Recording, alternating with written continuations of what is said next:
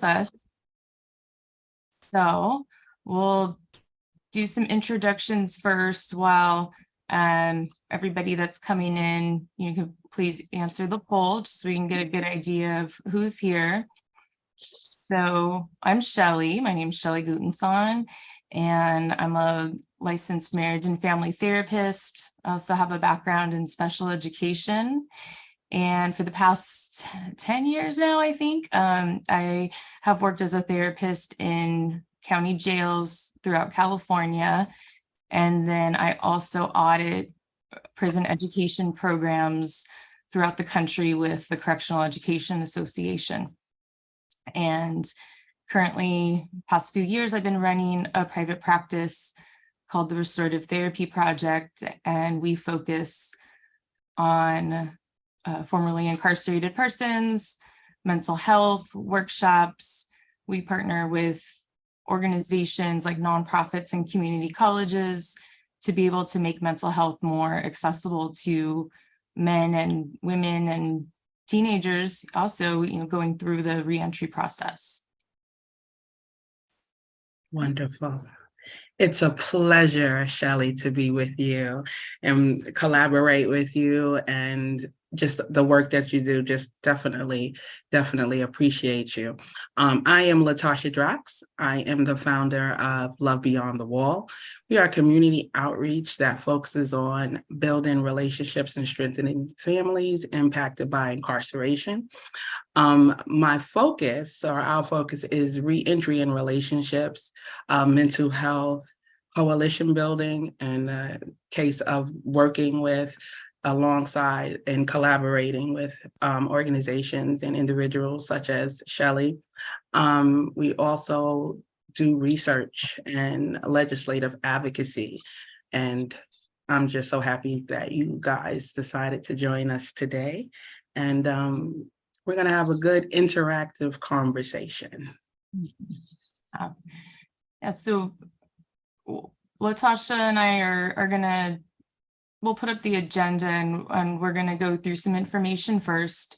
After that, then we'll kind of ask everybody to share out from their own experience. Looks like we have a pretty good mix of, from our poll so far, formerly incarcerated, practitioner, advocate, loved one of a currently or formerly incarcerated person. We'll ask you to participate through the chat, as we talk to, and we're going to be including resources, and we want you to include resources too. So ideally at the end, we can compile all of those together and we'll send them out to everybody who is here with us now, as well as the ones who, I know a few registered but weren't able to make it because of work. So we'll make sure that we get those out to everybody. And I will be remiss if we didn't mention Shelly, Shawana Vaughn. She has yet to join us, and so we hope all is well with her. She did have a conference today in LA, so her time might be kind of conflicting. And we also have Carlos Walker, who is here. He is our special guest, and you guys will have the pleasure to hear from him very shortly, and we'll give him the opportunity to introduce himself, and he'll let you know who he is and his experience, and just kind of bring us into that community conversation. So. And if you would right now, just maybe drop your name into the chat. If you're from a particular organization, if you want to share any of your social media links with each other, please feel free to go ahead and do that right now too. And we'll all provide our email addresses at the end also in case you have any questions. Okay. And once again, that list, any of your resources, anything that you have, we will be sharing it out via email. We've had many people register, so all of that information will be provided to those who signed up for it. Mm-hmm. All right, let's rock and roll. Let's rock and roll. Okay, I'm gonna share.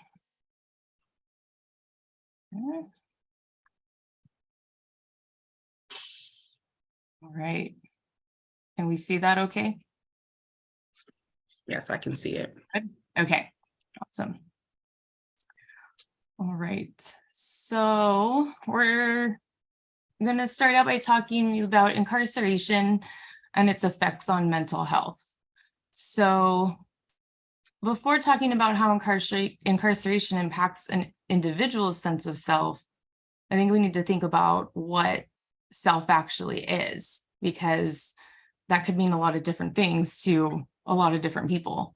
So self, typically, especially with mental health, it refers to your relationships, your personal characteristics, your culture, roles that we play in society, your work, your values, your interests. All of these things put together is referred to as meaningful occupation. So this is what gives our life purpose. So without those things, we experience what's called occupational deprivation. And so when you're incarcerated, you're not able to, do the work that you typically do, express your values, be an individual. So when we lose the sense of purpose, then it has a lot of negative effects. It can create mental illness. It can make existing mental illness worse. When we add that on top of trauma, it just intensifies those effects. So being incarcerated in itself is a trauma. The brain has to constantly be in a survival mode. So it's fight, flight, or dissociate. Trauma, it affects how we think about ourselves, affects how we think about the world around us. It actually changes the makeup of our brain and how we think. So when I explain this to my students, I do a little picture for them and have them visualize, the brain before trauma, and our thought process, our habits, makes nice little roads, that connect to each other. And then when a trauma happens, those roads are shifted. New maladaptive roads are built on top of them. And that's our brain being in survival mode, because we're always looking around, we might sense danger in places where there isn't actually danger. Maladaptive signs from trauma could be anything from racing thoughts, irritability, overworking, isolation, self-sabotage, impulsive thinking, aggression, anger. So it's a long list, and it looks very different for everybody. Maladaptive signs of trauma after incarceration often tend to be more angry, more aggressive, isolation, avoidance, not feeling emotions or acting like you don't feel emotions, and then keeping those all inside of you, pushing them down, pretending they don't exist, and then having emotional outbursts. So part of that avoidance, it could be not interacting with your family or the community. It could be addiction. A coping strategy is something that helps you get through a difficult time, but an avoidance strategy is something that makes it so that you don't have to feel. That can be drugs, alcohol. It could be something like playing video games all day for 15 hours. Anything that allows you to escape into a different world. And please, feel free to drop anything in the chat. If I've missed anything that you've experienced yourself or that you've seen in a family member, anyone that you've worked with, and Carlos and Latasha too, Absolutely. Chime in. I wanted to say, ask rather, Shelly, when you're just talking about the trauma that you experience, obviously, like you said, that prison in and of itself is trauma. And then these traits that develop post-incarceration. When we talk about the trauma or the adverse children experiences that coming into prison. Can you talk a little bit about that and how that exacerbates incarceration and that whole makeup when we talk about mental health? Absolutely. Yeah. Now, let me see if I'm going to put this link into the chat. So this is a link to the Compassion Prison Project. A wonderful, wonderful organization. Yeah, they have a lot of really useful information through their website. And if you reach out to them, they're also very responsive to help you with any resources or questions that you might have. But they have a section in their website that is dedicated to ACEs. So ACEs, it's adverse childhood experiences. So what that means, it's the trauma that you may go through as a child. And there's a list. So it's physical abuse, emotional abuse, sexual abuse, physical neglect, emotional neglect, parents divorced or separated, domestic violence, parent or caregiver addicted to drugs or alcohol, parent or caregiver who is depressed or mentally ill, or a household member who has ever been incarcerated. So I give this quiz to my clients, students often, and it's interesting because they typically score very high. I gave this quiz to one of my students recently who I'm working with at a treatment facility, and he scored all of them. He checked each one. But what really struck me was that he didn't see it as being out of the ordinary, because everybody else that he grew up with had also experienced these same things. So it became very normalized. And he was like, well, miss, it's just the way it is. And that's a result of trauma. That's a form of maladaptive thinking. And so I'll give you just a couple, quick statistics, but research shows that 64% of the US population have at least one ACE, but 98% of the prison population in America has at least one ACE. So that's pretty much everybody. So like we mentioned before, there's actual changes that happen to the brain when trauma happens. And so, it affects the brain's ability to be able to discern dangerous from non-dangerous situations. It normalizes abuse and, to yourself and to others. It increases stress hormones. You're in that fight or flight syndrome all the time. And it also affects how information is processed. So, and just really what that means is, how you understand information and then apply it to the world around you. So with my students, like, in a school setting, it often comes up in learning disabilities, where it takes them longer to process information. They have to hear or see the information more often than somebody who maybe didn't, experience this trauma. And, and then in a mental health setting, it affects just every part of daily life, really. So when you have ACEs, you're more likely to later become incarcerated. And then when you're incarcerated, that's an additional trauma. So now you have compound trauma. And the more trauma that you experience, the worse the symptoms become.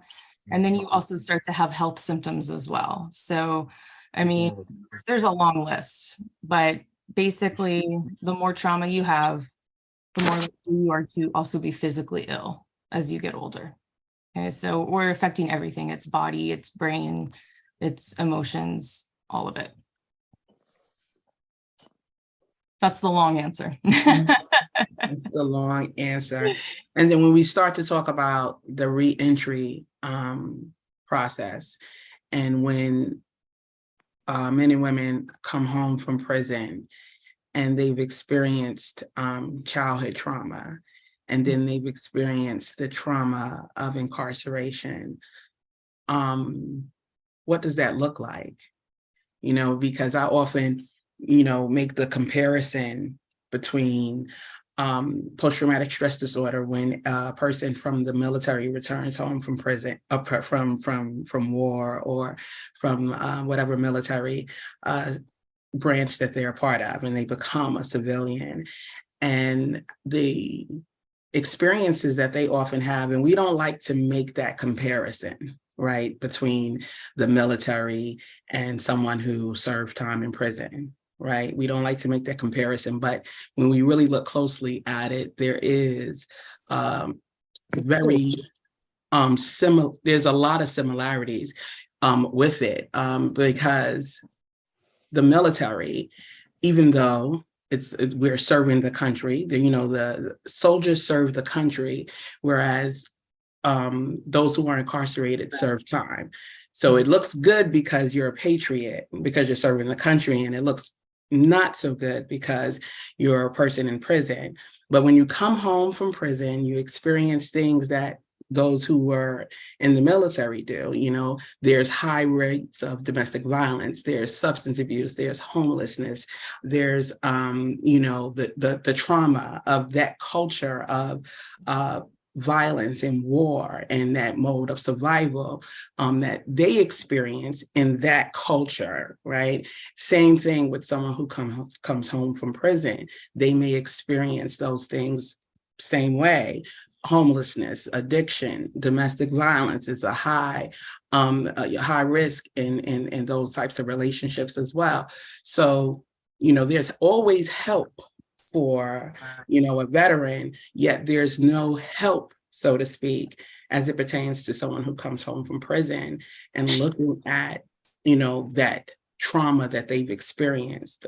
What are your thoughts on that? Yeah, it's, from my work inside of facilities and outside, what I can say is, inside a facility, when they're incarcerated, people are much, much more likely to take mental health services. And it really depends on where you're at, as to how good those mental health services actually are. It's a very wide spectrum, but they're definitely more open to it. However, in the reentry process, once they're no longer incarcerated, that engagement significantly drops off, and I'm not sure exactly why, and that is a question that I want to pose later, but yeah, people that have coming out of prison, coming out of jail, don't typically seek mental health. So they're often offered mental health, maybe, through probation, parole, but the mental health services are either offered through county, which is seen as an extension of where they just came from, or it's offered through peer support, which, that person's not necessarily a trained, mental health professional.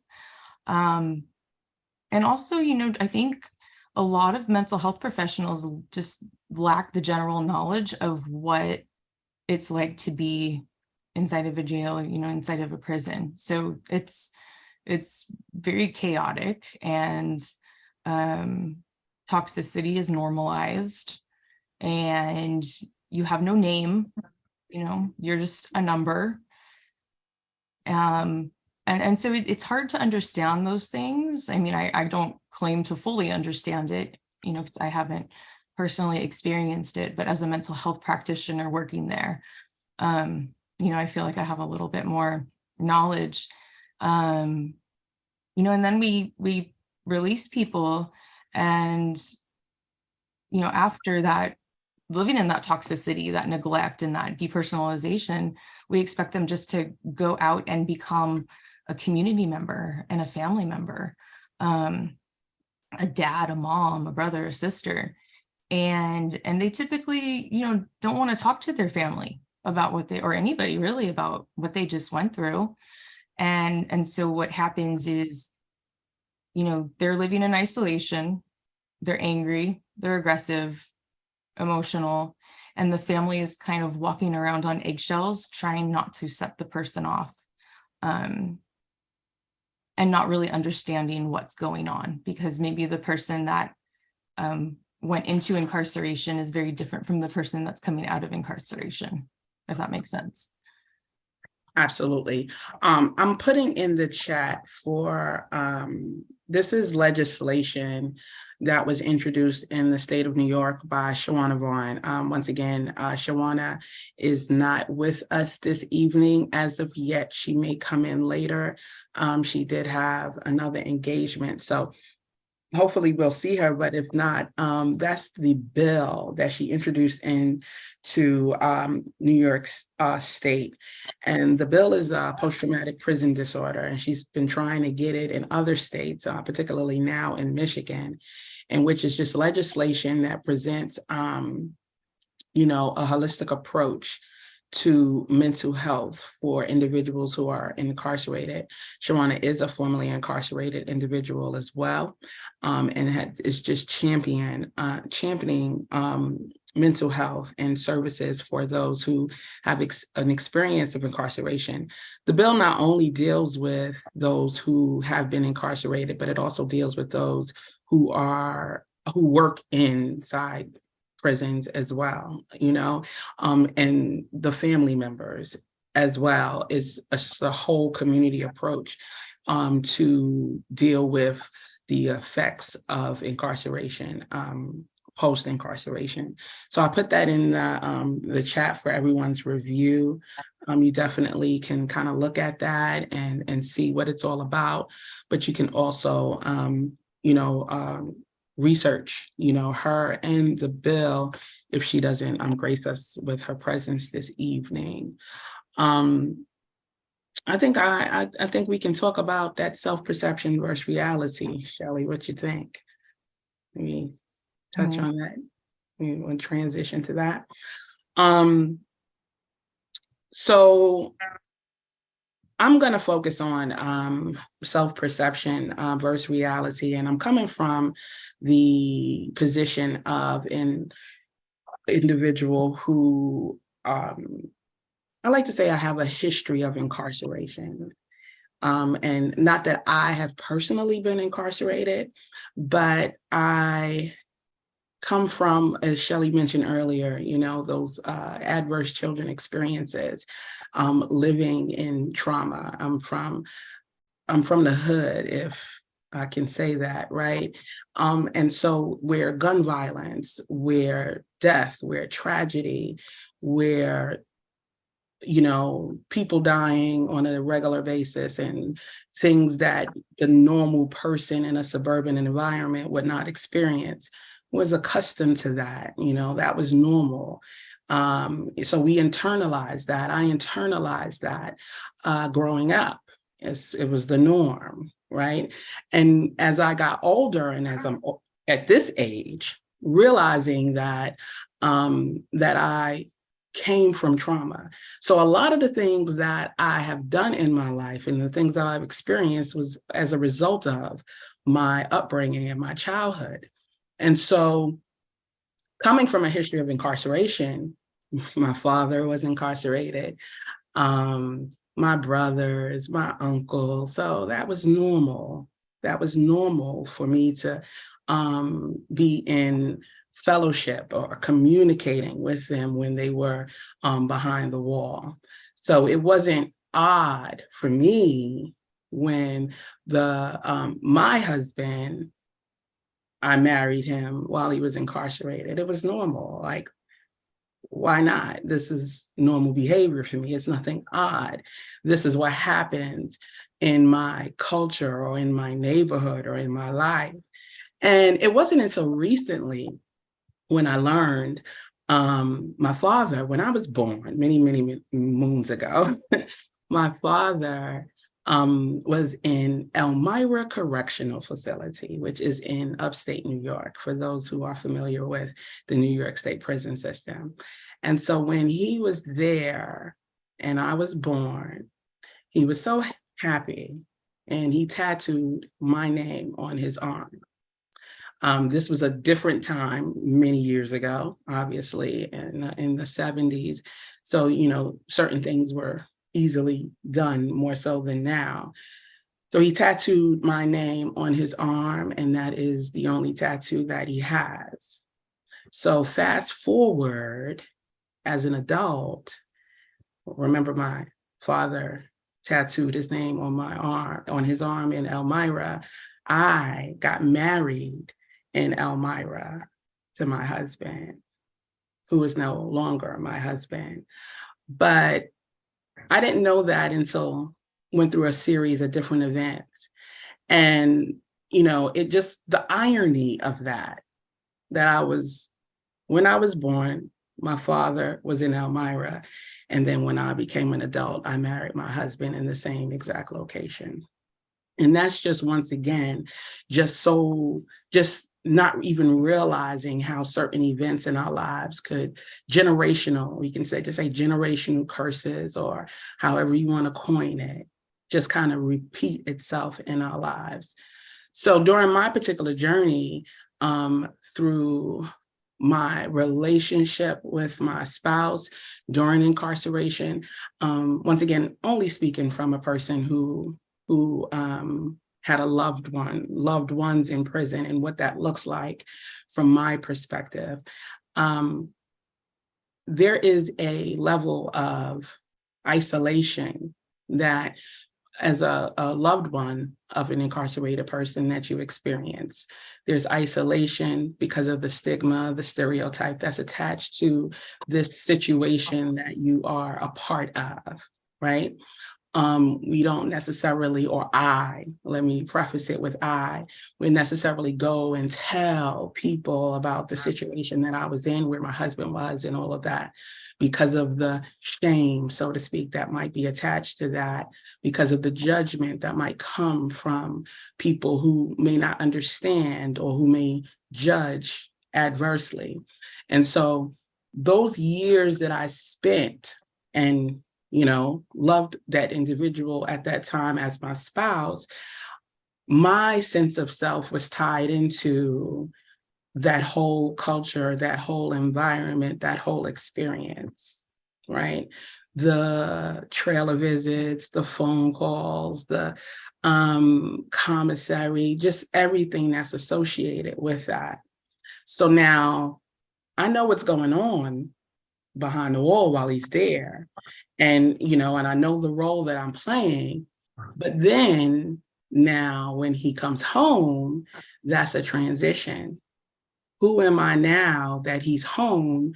And who am I now when things may not be necessarily going the way they should be?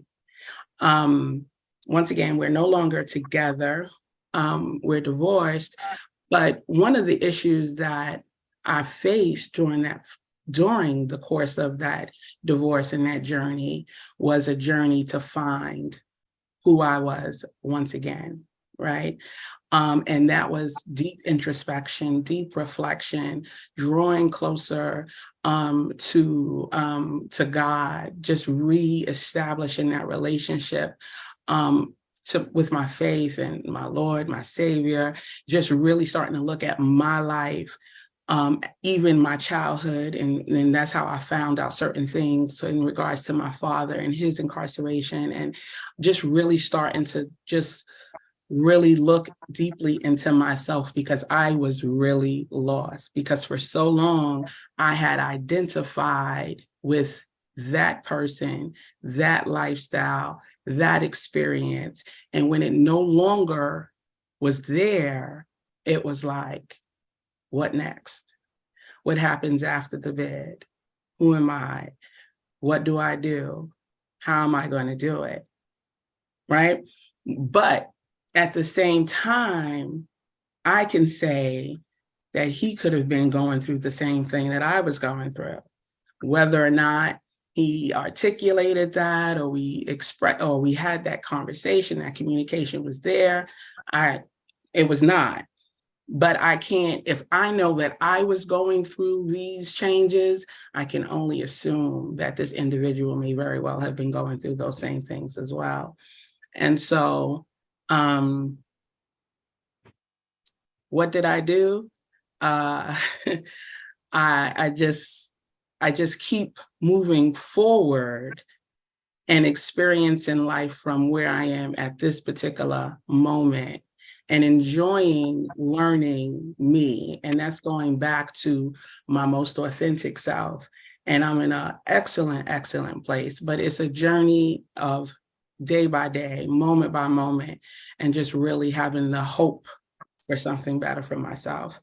So self-perception, we can easily identify with the environments that we come from, the people that we associate with, but you have to be self-aware. You have to be able to know who you are, understand who you are.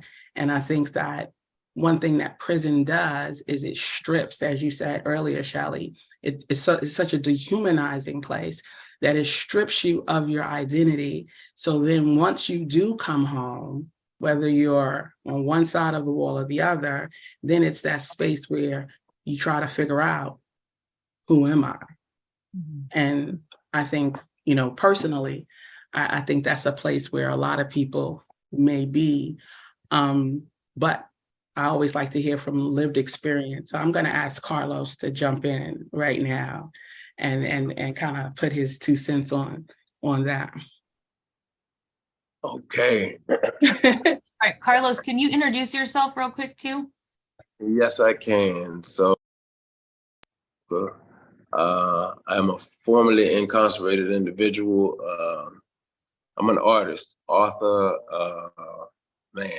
motivational speaker. There's a few things I do. There's a lot that y'all said, but I'm gonna try to start off with what Latasha said first. So, who are you is the question, basically.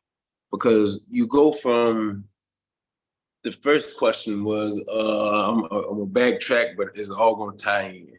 The first question that was on the panel that Shelly said was, how does being incarcerated impact an individual's sense of self?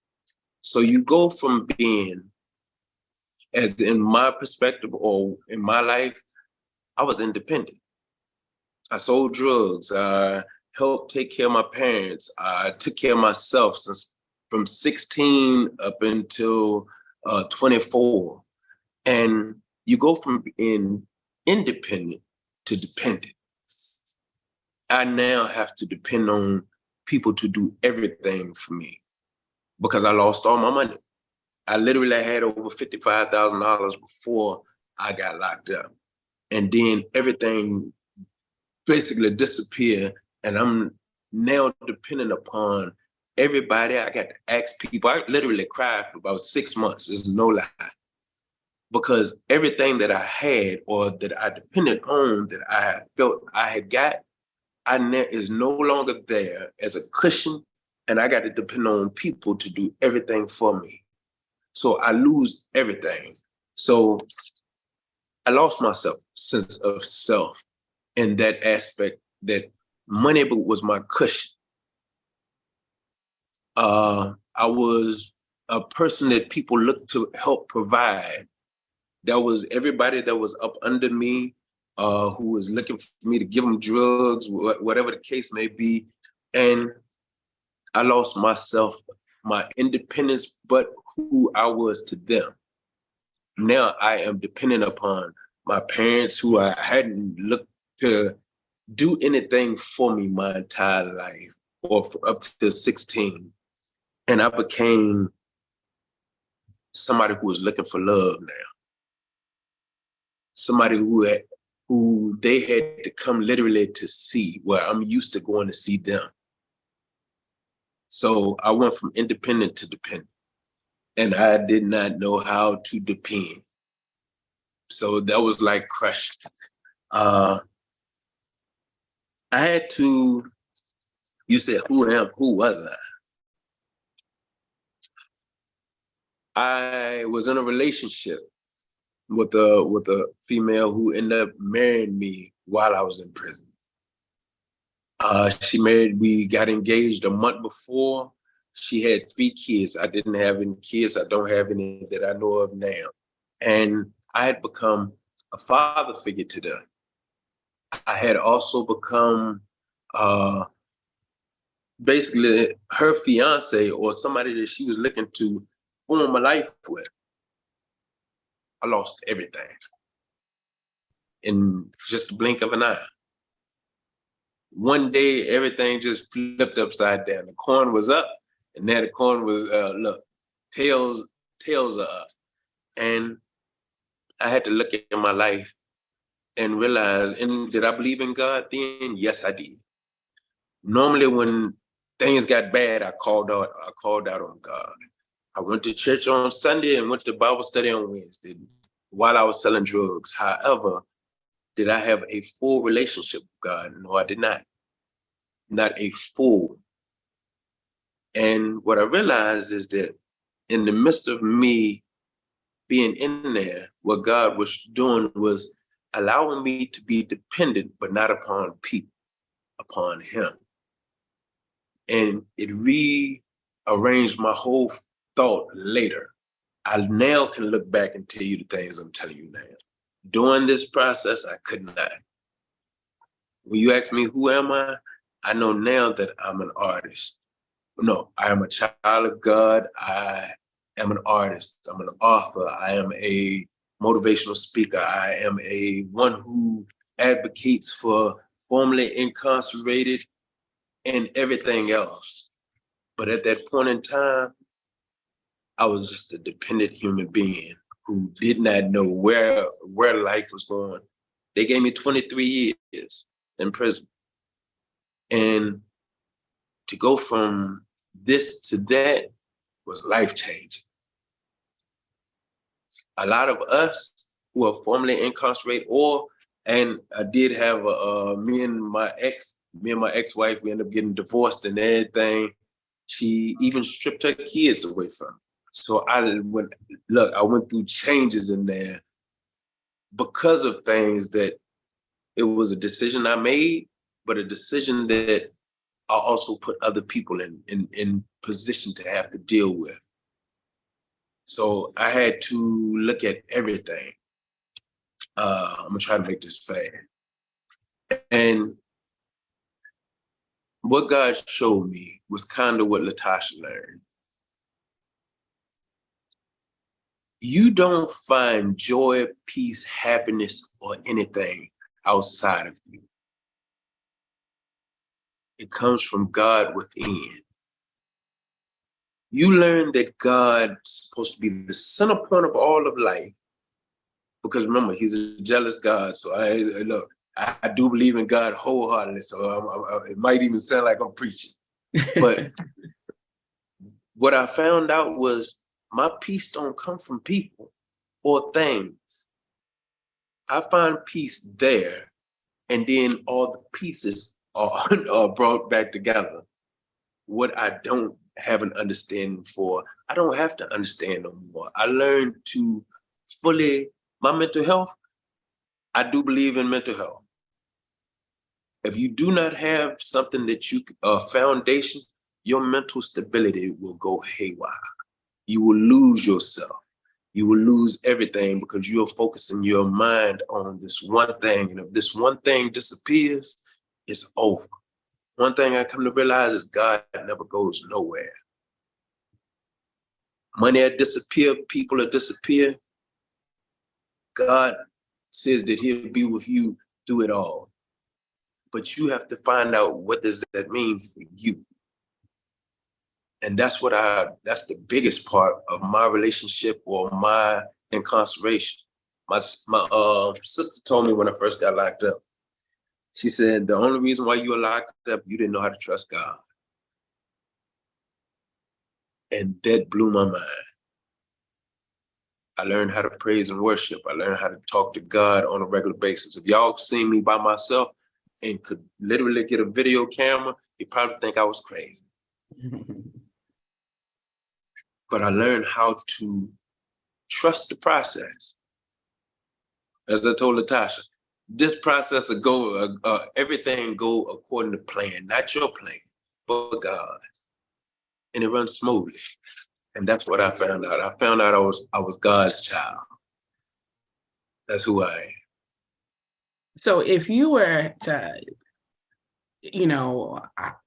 what do you think, your opinion or your observation on others who come home who may not have that same faith that you have and are experiencing the struggles that we're speaking of as far as this lost sense of identity, trying to find themselves, struggling in relationships, struggling in life as a whole with their mental health? What is the answer as a community, as practitioners, as loved ones? What can be done? Yeah, pretty much.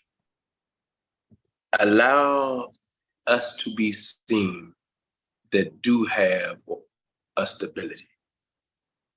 Because what I learned, I haven't been through the same problems that y'all have been through, but we have all been through something. And in going through it, what we realize is this: my testimony inspires you. Because of the things that I went through and things that y'all, each and every one of y'all been through, if you tell your worst testimony, somebody will look at you and say, man, wow, how did you make it through that? And the first thing that's gonna come out your mouth, probably, if you're a believer, no matter whether you believe in God that I serve or you believe in God, whatever, you that's your foundation.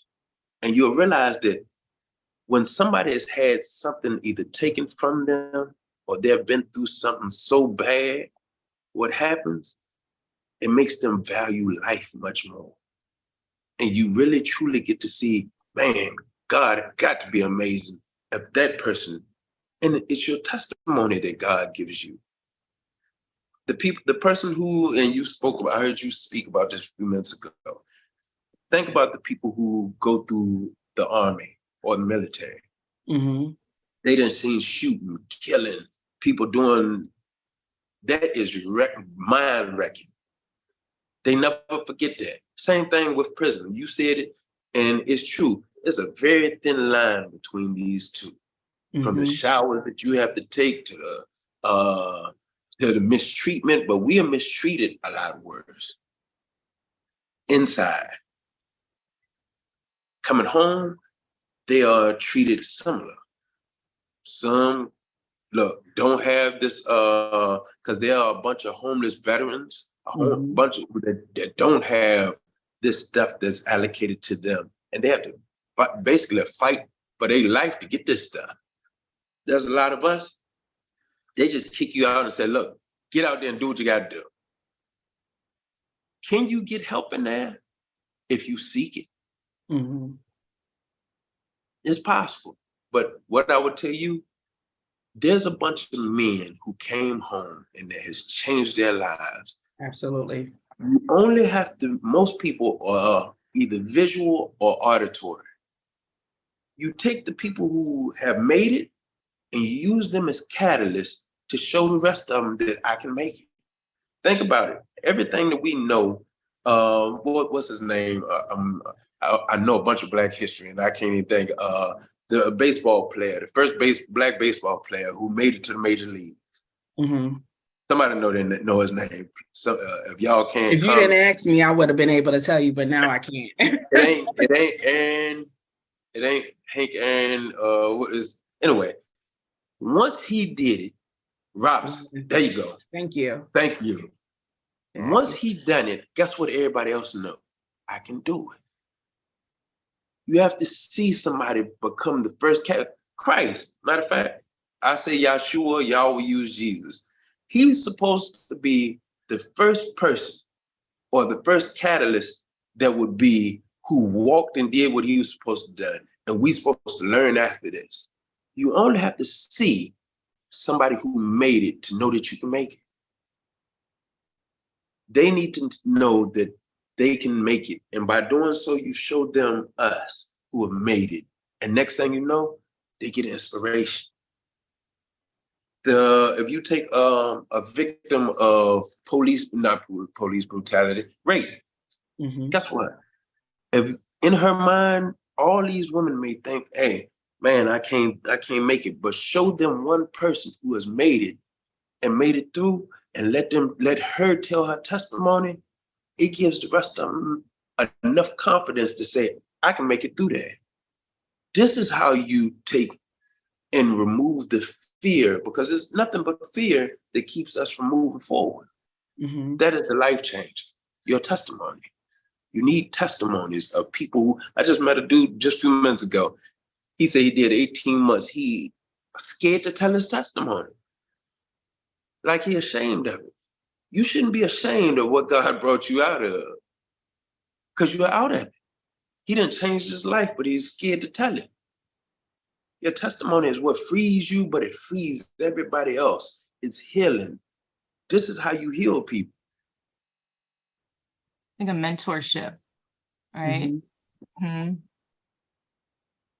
All of that goes in, because I know I made it. I now have what's the words I'm looking for?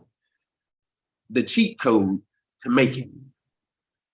And I'm willing to give it away, because this is what God has given me. He allowed me to go through things that I technically didn't have to sell drugs. I wasn't in this type of family. I come from a 2-parent household. Have you seen my parents and seen stuff that I was okay? I learned from poor people who I would say they had to, but I learned their skill, and I'm just good at everything I do. I'm gifted. God bless me. But what I did, I took that and I ended up in prison, but I learned how people in prison live. And I took that, and now I want to not be who I was, but I want to inspire kids. I want to inspire people. And your testimony is how you do so. But it's also, you take this little cheat code that God then gave you, and you give it to everybody else, because life is going, matter of fact, caterpillars turn to butterflies. We don't know, hey, a bunch of them almost get stepped on, but if you don't get stepped on, you won't become. They got to know that they can become the butterfly, but they have to see a butterfly to become it. Carlos, and I often, my brain is always moving and just thinking, and it is what it is, right? And so I've had a thought about the first 48. You know how we hear about, if somebody is missing within the, if they're not found within the first 48 hours, it's a wrap. They say it's right? a wrap. It's a wrap, right? That's typically what we know. And in my observation and my experience with, just dealing, whether I'm mentoring, women who have had, issues, who have been married to someone who's incarcerated, or, the families, however, in that capacity, or someone who was formerly incarcerated, and just having these conversations and these observations that I had. And, unlike Shelly, I'm not a mental health professional. This is just my own personal experience. I find that it's the first 48, right? The first 48 hours upon release is going to determine the trajectory of that individual's path. And not that it can't change, but it's going to determine the trajectory of their path on how they readjust to society within that 48 hours. So, for example, depending on where you go. So if you go head right back to the streets that you came from such and such time ago, and get back and immersed in that environment that bred that adverse childhood experience, or an extension of the experience in prison, so to speak, then there's that delay, possibly, potentially, in you becoming, your best version of yourself, or really Mhm. finding yourself. So, and once again, it's just an observation, right? But I liken it to the first 48. Where are you going? Where you go within that first 48 hours physically is going to determine where you are going to be mentally as you continue your post incarceration process. I realized something, and I do agree with that too, to a certain extent. Okay. It ain't that I don't disagree. Mm-hmm. The biggest thing is, where's your mindset before you leave? Remember, even the Bible says, as a man thinketh in his heart, so is he. Mm-hmm. If your mind is, like you said, to shift back out there in the first 48, get around those people, what's going to happen? You're going to become it. Mm-hmm. If you can change your mindset, because my mindset was changed there, but it was changed years before. I said a prayer and asked God to give me something that helped me make money so I never had to sell drugs again. God repotted me. Because if you take a little pot, a little plant, and put it in a small pot, it can only grow with this big. Mm-hmm. If you take and repot it, it can grow as big as possible. But if you repot yourself or allow God to reposition, and everybody can't just up and move. But you do have to move here before your body moves. Mm-hmm. Yeah, I wanted to comment on Lynn, just put into the chat. Absolutely. That people don't often have much choice about where they go on release. And Mhm. that's what was going through my head is, was hearing about, the first 48. Working in county, I often saw, I'd pull up to work at 4:00 in the morning, and there would be people walking down the street with a garbage bag by themselves, and with no money. Assuming they probably have a phone, depending if they had it with them when they went in. And there's not a great system, at least in California, from what I've seen set up to make sure that somebody has a safe place to go to, which, I think is important for, like the purpose that we're doing this webinar is to start pulling resources together where we can make make them more accessible to people, because where do you go? And there was a chat that happened before, somebody had put in and said, it was a person who's formerly incarcerated. She's been trying to find mental health services and she can't find anybody that will work with her. Is she on probation? I don't know. I'm not sure if she's still on here, but we'll when we open it up in a few minutes, I'd like to hear everybody's experiences. I'll also throw in that I worked specifically with the what was called the severely mentally ill unit at this same facility, and highly medicated, while they were there. And these are some really serious diagnoses, related to psychosis. But then when it was time to leave, they were dropped off in a parking lot at a local crisis center. And most of them didn't even make it in the door, because we would see them again back in a couple of days. So you think that, this isn't something that we can solve, in an hour, but systemically, that transition piece is something that is really missing. Right. And in addition to just kind of pooling together resources and just actually having these types of conversations that may not be the average conversation that is being had upon the reentry process, and the issues that impact those who do come home, whether it's the first 48, the environments in which they have an opportunity to go to, or the lack of opportunity to go to, the resources that are available to them. As a community, we need to do better, right? We need to do better for humanity's sake, and recognize that, that second chance is so vital, to change the trajectory of an individual's life for the better, because we want to be better, you know, in everything that we do. So real quick, I got something for you. sure. So in Ohio, they spent $673,000 on a dog shelter. And it's only 11 workers that's going to work there. But they won't put that same money into formerly incarcerated people. They won't put it into the homeless.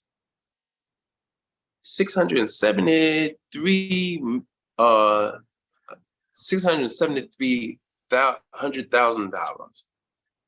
Can you imagine what you could do with this money and how you could disperse this money to help this people coming out of prison? Right. But this is the thought of where we will take it for animals, but not humanity. Mm-hmm. That's the thought that you think about. What would make you treat an animal? I ain't saying animals don't need to be treated well. Right. I'm just saying we're talking about humans. We're talking about people who were either kids at one time or grown-ups or grown adults. And some people have said they should be able to take care of themselves. But as we already know, mental health is a big state. You can put this money into taking care of their mental health or shelter to help get them medicine. Medicine, I do believe in medicine, but sometimes you have to get a person's mind state even off of medicine, because medicine will just dumb you down. Mm-hmm. It's not helping take care of the cure, or it's not becoming the cure. Or dealing with the root of it. You have a root brings you problem. to bring to, once again, that dependency that you mentioned earlier. You know, you become dependent on the medication without dealing with the root of whatever is causing you to be medicated. You know, and once again, that just goes back to a whole sense of self, right? You know, just, you know, what are we created to do and be, and who are we? And it often, you know, and I just keep going back to that environment. You know, we don't want to acknowledge that we are products of our environment, but that's the reality oftentimes, that we become the product of the environments in which we are nurtured, where we are developed. And as we become more self-aware, you know, however that is, whether it's, you know, our own introspection, whether it's our faith, our journey, our experiences, telling our testimonies, then we start to be able to pull back those layers and be honest with ourselves and become who we were created to be. Prior to this call, I was speaking to someone who was actually you know, just in a relationship with someone who's formerly incarcerated. And they've been home, you know, for, you know, less than 2 years now. But this particular individual, you know, has high expectations and positive goals for himself, right? In one side of his brain. But then in the other side of his brain, he wants to stay with who he knows, who he grew up with, and they are not necessarily in the space to get him where he wants to go. So he's in an internal struggle, because if he aggressively pursues those high expectations and goals he set for himself, he knows and understands that he would have to let that go. And so he's like in a fence. So he's on a fence. And so finding himself being more where he shouldn't be than where he should be going, right? So let's open up the floor, because we could talk. It's all day. So any questions from our esteemed guest?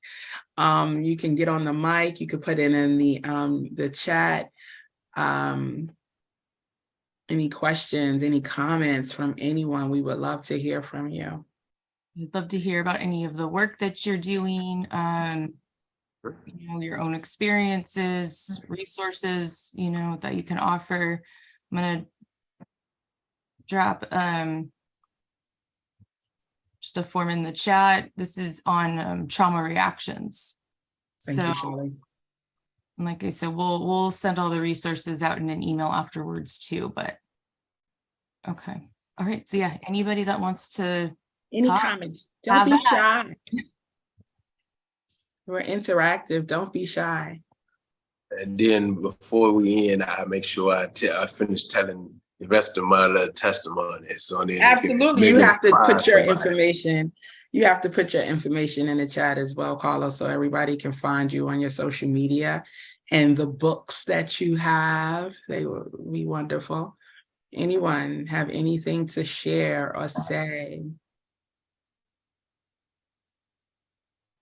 Question.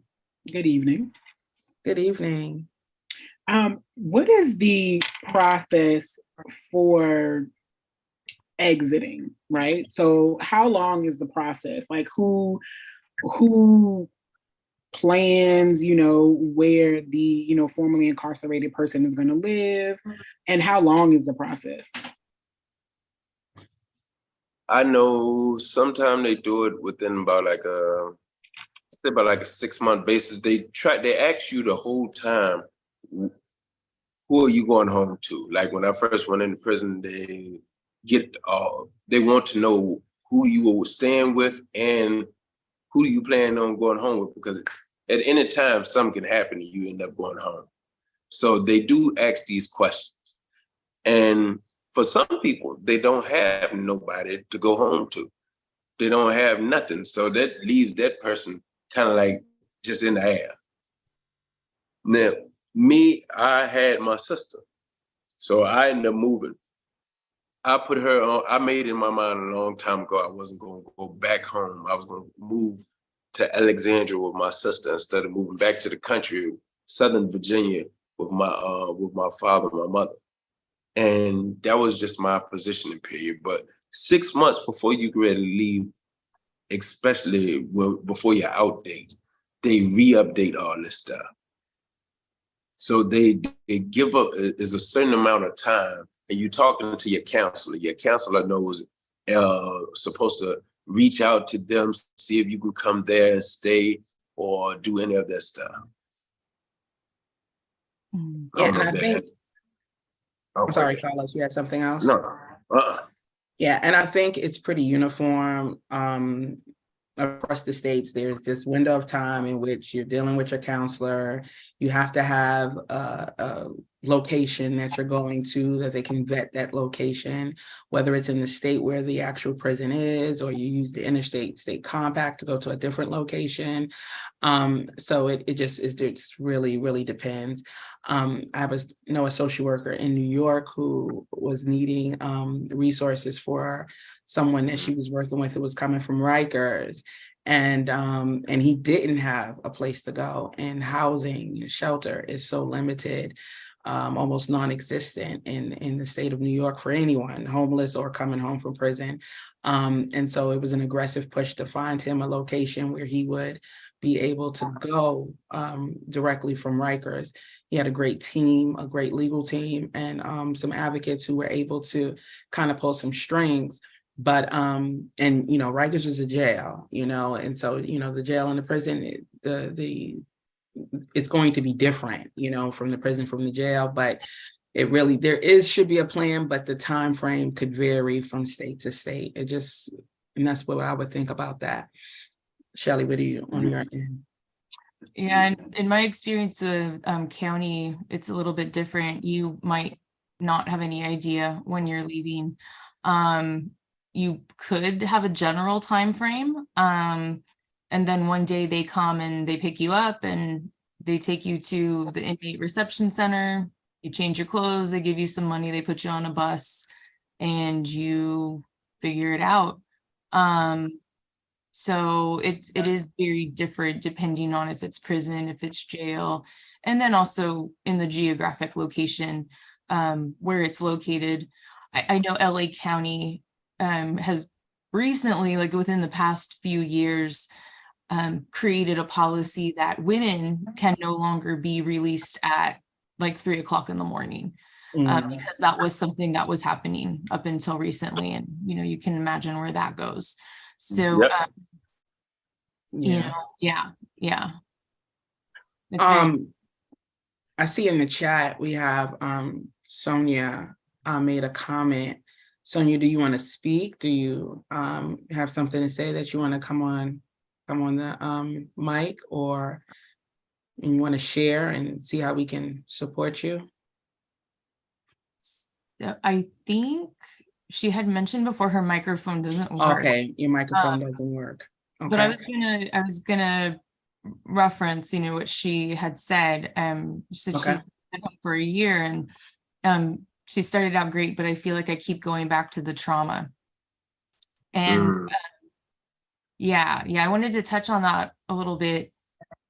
You know, with so there's like a couple different types of memories that we can experience. So one type is, you know, like when you think about when you were a kid and you get the picture in your head, you know, that's a memory. But then another type of memory is an emotional memory. And so this is something that's often set off by sensory, like a sensory experience. So you smell something, you see something, you hear something that reminds you of your trauma. And it activates a part of your brain that goes back to that moment. So you re-experience it again.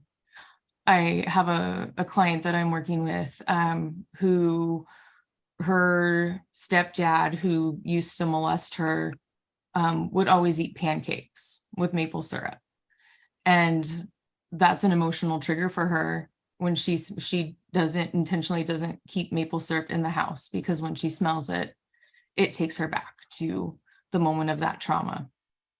So, you know, one of the things I encourage my clients to do is to, you know, it's uncomfortable and it's painful, but initially to think about what for you triggers those emotional memories.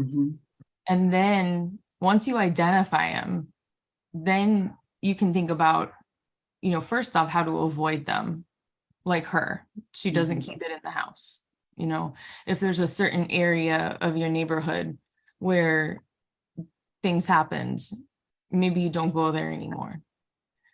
When you can't avoid the trigger to your emotional memory, then how do you cope with it? You know, so kind of to have a plan set up, you know, if I know that I'm going to have to go to this place or see this person, or, you know, whatever it might be. Absolutely. How am I going to, what tools do I have to cope? You know, and we mentioned a little earlier is the big difference between avoidance and coping. Coping helps you process, it protects you. And avoidance is where you just avoid feeling. And that's not a good place to be, because or have some negative coping strategies to deal with what you're trying to avoid. Right.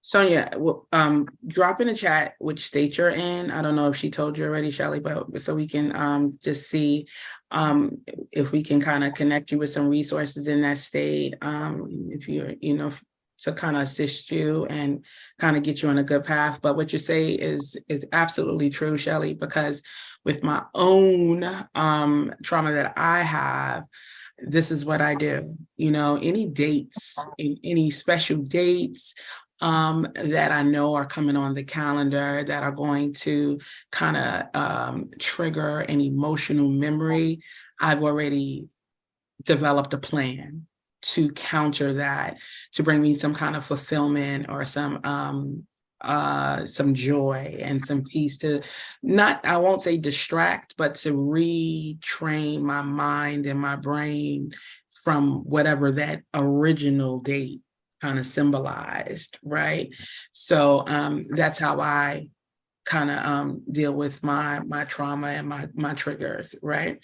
And so that's an excellent point. Of course, therapy is just great. I'm just a big advocate of therapy. Have been an advocate for therapy for a very long time. But once again, developing those healthy coping strategies, I often say just really, and it's hard to sit in your pain. It's so hard to sit in your pain. But, early on, I sat in my pain because in that pain, I found purpose. I just found, myself, I guess, to say in that. And just really being really honest with myself, because if you're not honest with yourself, it's impossible for you to be honest with anyone else. And so to actually verbalize, yes, I'm hurting, yes, I'm in pain, yes, I feel this way, no, I don't want to be bothered today, because being honest with that and having that support system, even if it's just one person that you trust, that you can bleed on, so to speak. And I know that it gets really hard to do that. Everybody doesn't want to hear your sad story time and time again, but you can find just one person who's going to lift your hands when you're unable to do so. And that's the person that, that you can really just be your most vulnerable self with. But at the same time, you still have to do the inner work. And that is, daily, and give yourself, and I would say say also to just really give yourself grace, if like, okay, the house is dirty, I need to clean it, but you know what? I don't feel like it right now. And it's okay, right? Because you're going through some things, but tomorrow, wake up and do it, right? Because you don't want to stay there. But find some things to counter those emotional or sensory triggers. Get yourself a support, team, either it's one or two, group therapy, whatever, and make sure that you connect with Shelly or myself, and we will make sure that you are pointed in the right direction for whatever you need to assist you in that. All right, I can see it. One, I'm the pilot. I look like I'm the only male that's on here. No, you weren't. There was this. There was another one. There was another one. I don't know. He may be going now. He done disappeared. Oh no, I'm okay with it. Look, but I see life different than probably most of y'all. One of y'all are ladies. And me, I am a male, and most of my life I've been told, well, I ain't gonna say most of my life, most men here, put your feelings to the side. Mm-hmm. Do this. Y'all are taught to deal with emotions better, more than we are. So y'all emotional side, it hits harder, even though men seems like they have more emotions, they just don't understand them. Mm-hmm. I look at life different. I will not tell you to run away from your emotions. I'm going to tell you to deal with them. Because if you run away from them, what you're going to do is, instead of the lady that Shelly was talking about, who when she smelled maple syrup, guess what? It triggers, you're going to have emotions. Mm-hmm. From the day you're born to the day you die. Deal with them. Know them. I had to come, being a man, I used to say, I have emotions, I don't deal with them. Then I realized I'm probably more emotional than either one of y'all that's on this Zoom. Most men are. They don't know how to deal with them. So what I started doing was living in them. Mm-hmm. Not living in them where if I'm sad, I'm just, oh man. No, I know I'm sad, guess what? There's a duty that I still got to do regardless. And I understand you saying the grace. Look, stuff got to get done. I can't stay sad. I learned how to use myself to trigger. Remember, as a man thinketh in his heart, so is he. Mm-hmm. You can change the way you feel. You have to find a way to do it. You have to be able to look and say, you know what? I feel sad, but because a person can come and make you mad right now, right or wrong. And in 5 minutes, you can be happy. Emotions shift. This is true. But you have to find out how to shift it. When I tell you, I learned to just literally allow God to move everything. This is only the way I cope with things. and how I pay attention. Both of my parents died since I've been home. Guess what? Nope, nuh-uh. I was here. Look, I was able to be out of prison. So I got to be with them and enjoy them. I live in that moment. People say, I'm sorry for your loss. I didn't lose anything. I gained time that I would have never had. You have to only be able to see or sow seeds of positivity in yourself. Whether that be, hey, I am a child of God, whether I am great. You have to start pouring these seeds, start listening to things that will take your perspective to a different perspective. Instead of you seeing what went bad, you have to change your perspective and see what went higher.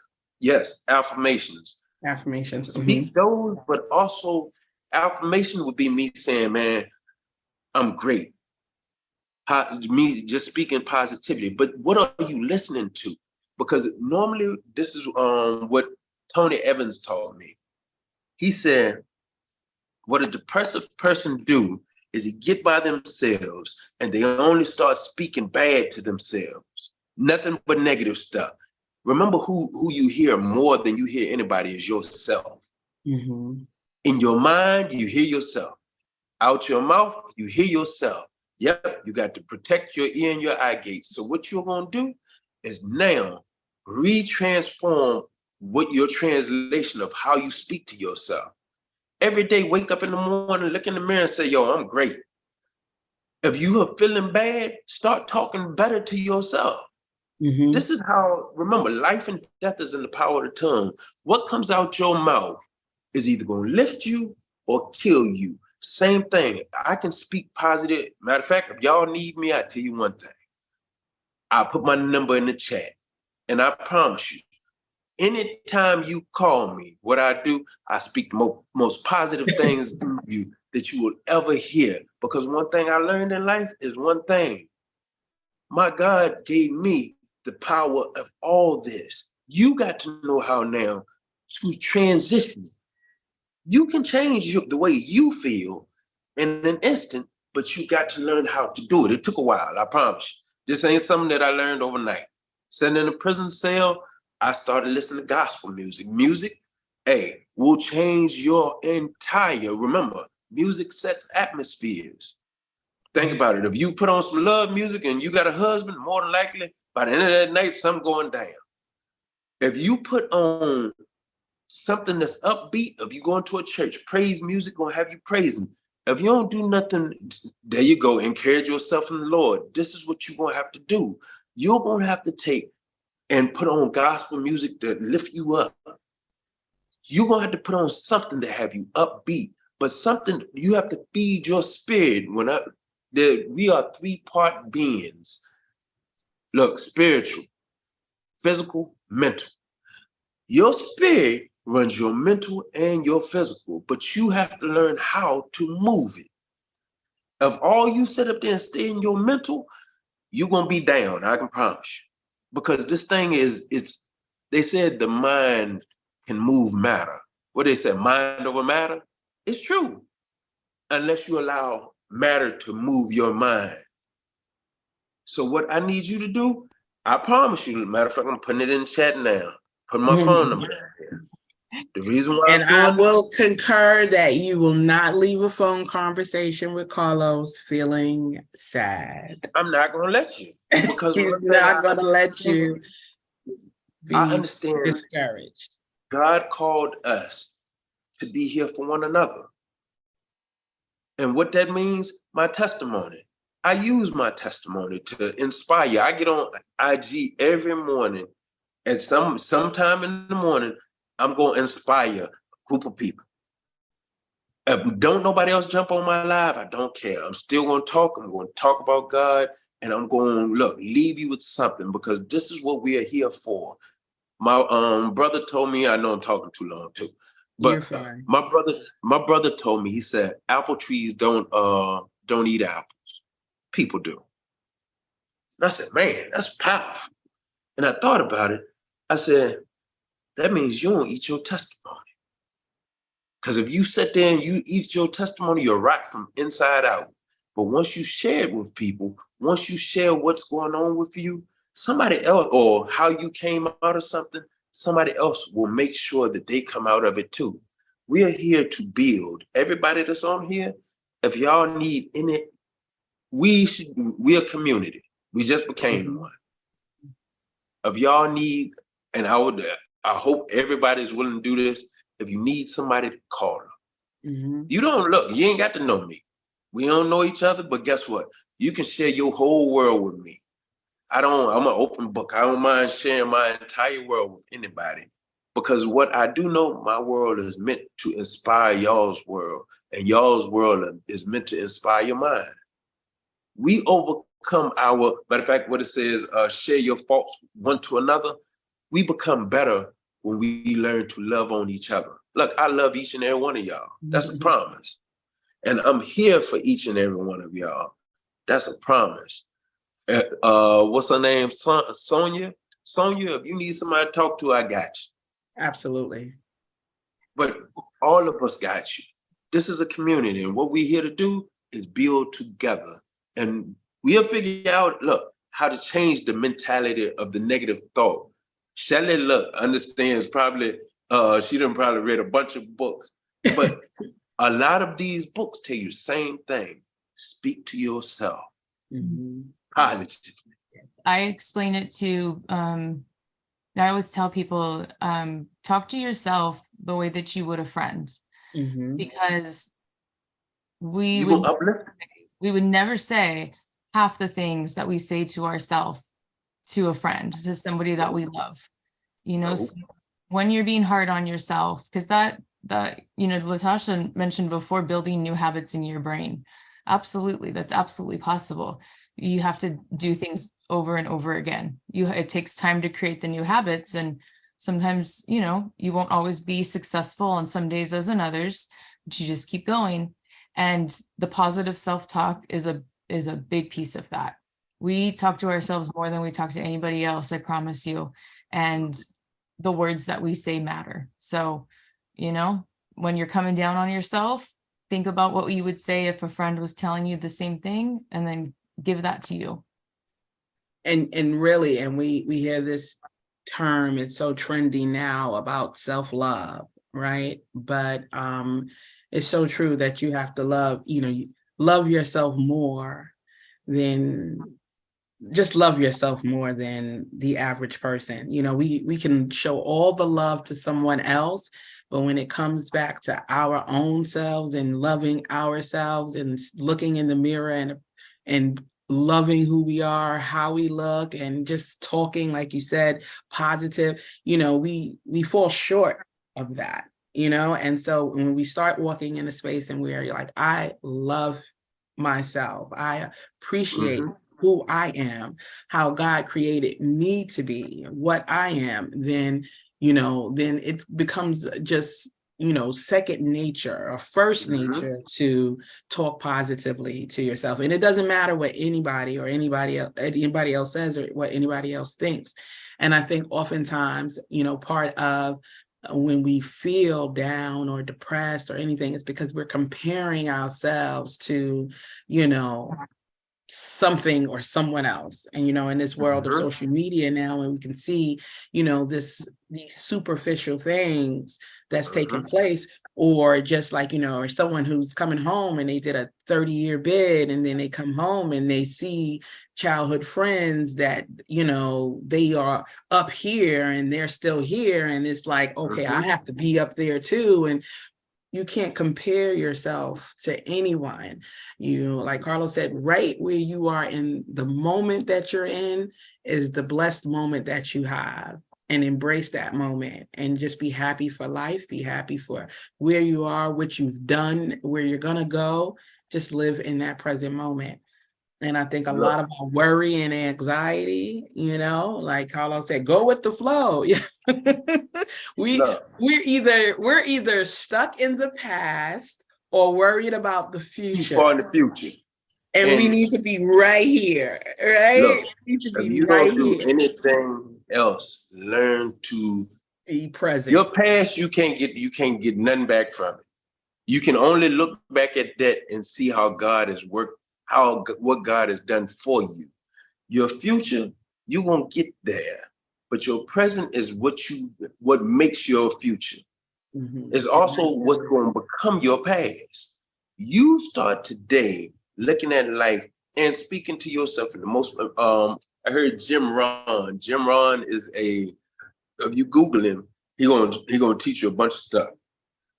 But what he says, if you sow corn, guess what you're gonna get? Corn. If you sow poison, you're gonna get poison. What I need y'all to start sowing is positivity.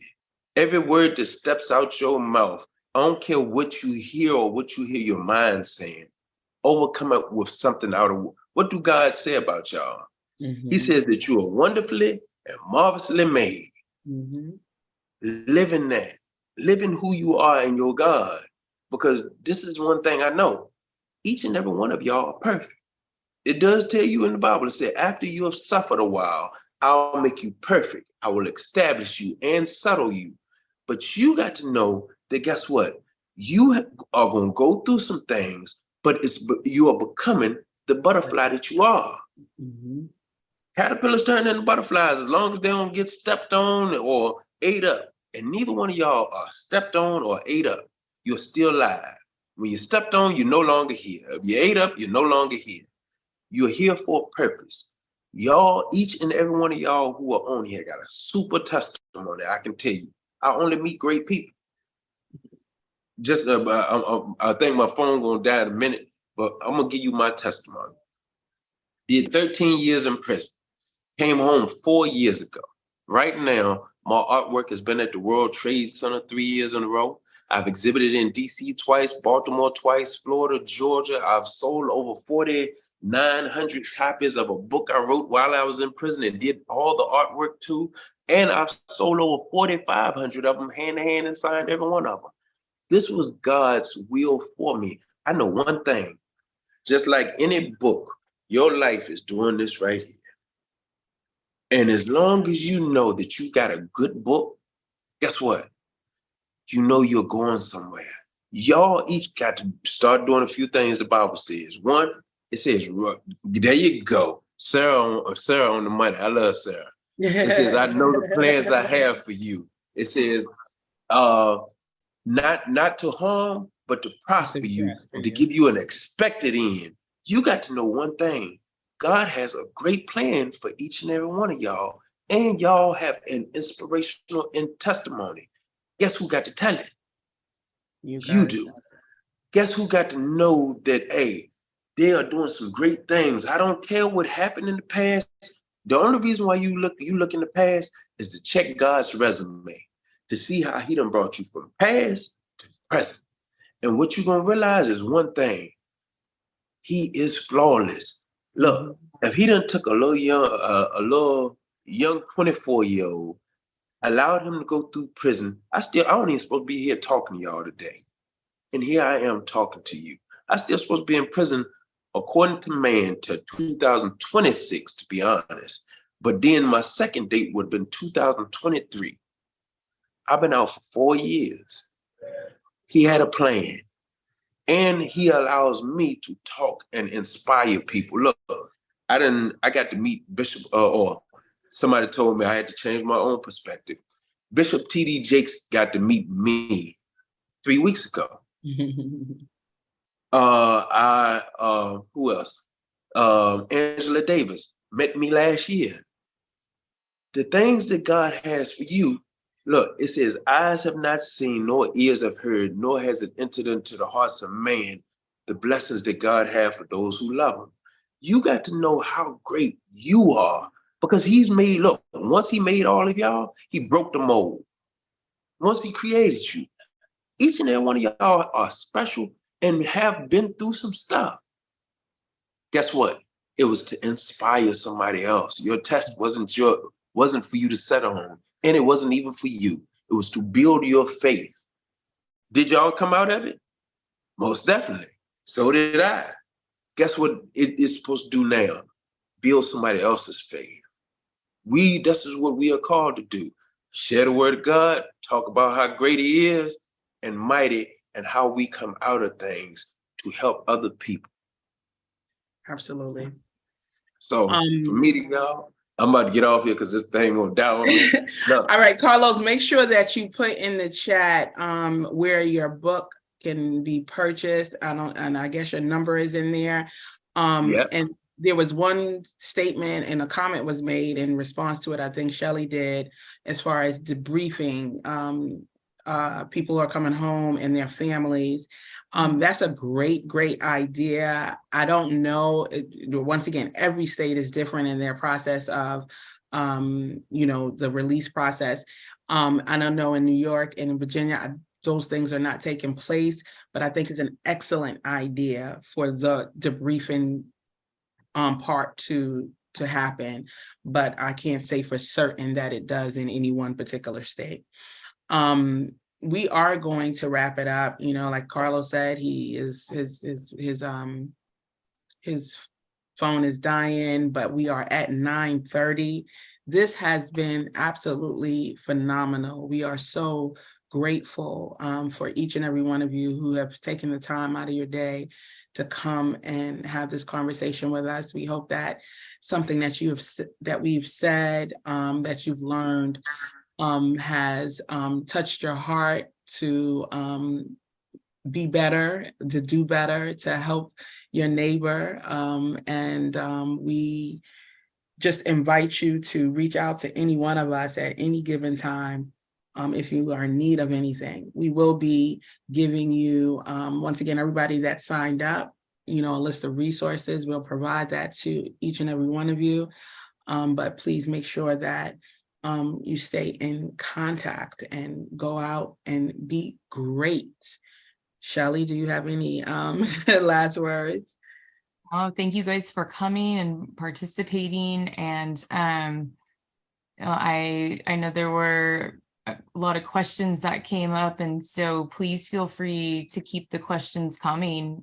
Just email us, Instagram. I know Carlos shared his information with everybody, so just reach out anytime. Like Carlos said, we're a community, and building community is one of the most powerful things that we can do. So let's keep it going. Absolutely. So everyone, you have a great night, and we'll see you again sometime. Thank you. And thank you, Latasha. Thank you, Shelly, for inviting me. I hope I didn't overtalk. Absolutely not. Carlos, you're just always a pleasure. And we are so glad that you joined us. You did exactly what I knew that you would do. And so you are. We appreciate you so much. We appreciate you so much. Y'all have a perfect night on purpose. All right. Take care. Bye. Thank you guys.